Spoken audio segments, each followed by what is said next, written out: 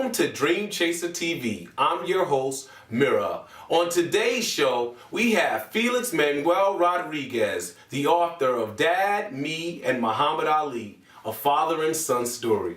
Felix, welcome to the show. How are you today? Thank you for inviting me. Very well, thank you. So can you please start off by telling the guests about Dad, Me, and Muhammad Ali? Sure. I wrote Dad, Me, and Muhammad Ali. It's a father and son story. It's about a young boy who accidentally damages his dad's favorite Muhammad Ali autograph picture.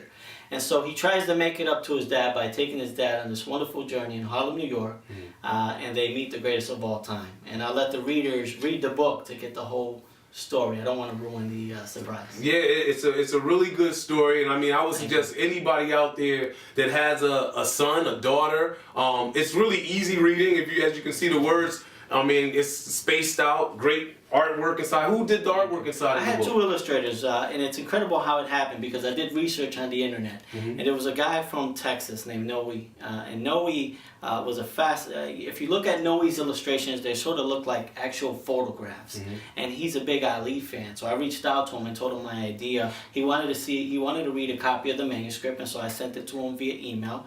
Fell in love with the story, and he said, you know what, I'm a huge Ali fan, I'll do the illustrations at a fraction of the cost. Wow. And this guy's a professional illustrator, Francis Philibert, and Francis is a local guy from Connecticut. He's also a professional portrait painter, and he fell into the project because he's also an Ali fan. Actually, his wife is suffering from Parkinson's, and so he had a personal investment in Muhammad Ali and wanted to be a part of this project. So as it pertains to the book, I know that there was a process. It wasn't like you wrote the book overnight and it just, a day you decided to write the book and then it just happened. Why don't you tell us a little bit about how you got from the idea to actually getting a book in hand? Absolutely, great question. I grew up without a dad.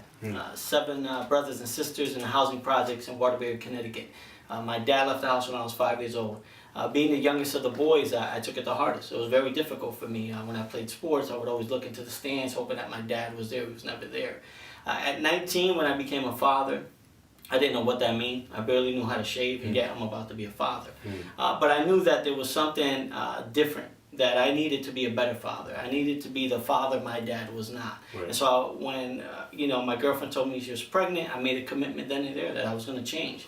And so that process of changing and surrounding myself with positive people, it took a while, because when you're from the projects and you're from the inner cities, if you talk properly or you dress properly, you're not keeping it real. You're acting white. Right. And that's a common misperception that a lot of our inner city kids have.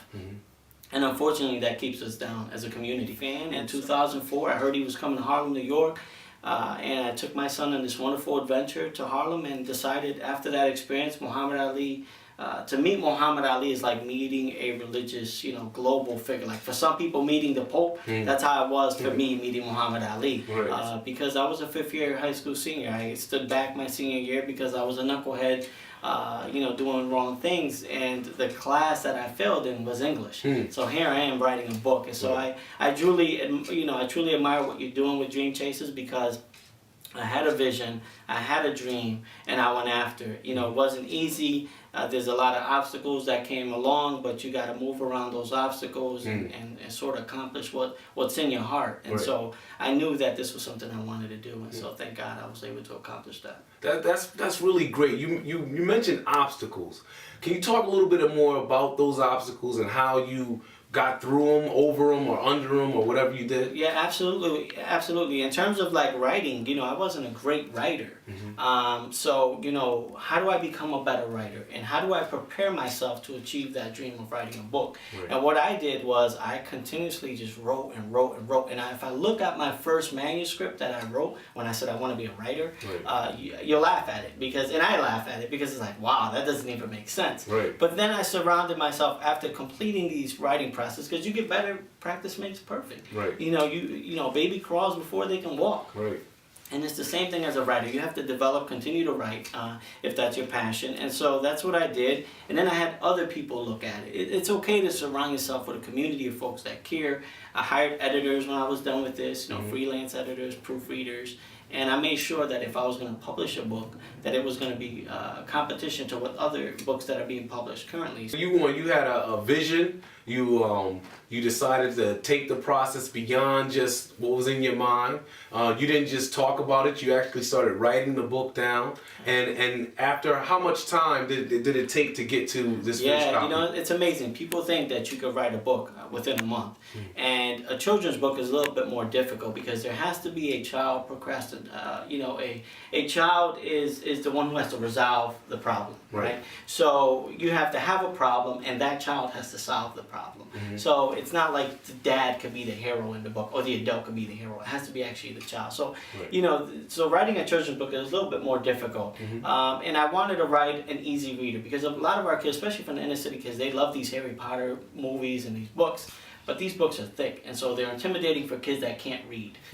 So I wrote this book as an easy reader, chapter book, 10 chapters, but all easy to read, so that when they're done reading this book, they can feel a sense of accomplishment. So if you had a young person out there, or even an older person that they were thinking about writing a book, or they did their first manuscript, but it's kind of like on the shelf, what advice would you give to them on how to proceed and move forward? Yeah, it took me 4 years literally to complete that book. Wow. 4 years, and some of it, like you said, putting it on a bookshelf, I did that too. I had enough of it. Let me put it down for a while, and it's also good to revisit it. You want to put it down so that way you can see things, reread it, catch things that you didn't catch initially, or you pick up things while you read other stories or other books. And I encourage people that if they're going to write, make sure that you're a reader, because reading is going to make you a better writer. And so it took me 4 years to complete it, but you got to take it off the shelf, and if you want the world to see it, really make that investment in yourself and say, you know what, I'm going to get this book published. So where do you go from here? Like, what are the next stops? Sure. For me, it has always been, this book has been just sort of a platform, a springboard to talk about the importance of fatherhood. For me, growing up without a dad was very difficult, but I don't want my children, I got two, my son is now 16 and I got an 11-year-old daughter. I don't want them to experience the same things I've experienced. So, I try to be the father that my dad was not. So I would be remiss, excuse me, if I didn't mention never stop dreaming. So if I ask you what never stop dreaming means, what would you say to the people out there? I would just say set goals. Dreams, I think it's a norm. We all have dreams, whether it be owning our own home, and I was able to achieve that when I was 25 years old, the first in the family to own my own home. And it was a big deal. Matter of fact, I'll even go back. I was the first in my family to get a high school diploma.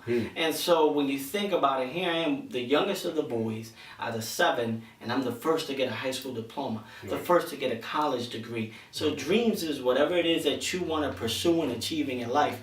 And I also say that success is not measured by the material things. We tend to believe that the bigger house we have or the nice car that we drive is sort of, you're measuring things by success. Success should be that you're happy, you're fulfilled, you're loved, and you love back in return. But also that, you set goals and dreams and you achieve them, that you really go after them. Because we could be procrastinators all day. We could say, you know what, I want this, but never pursue it. And dream and dreaming, never stop dreaming, just means keep going after your dreams and whatever that may be. But we all have dreams. We all have something that we want to accomplish.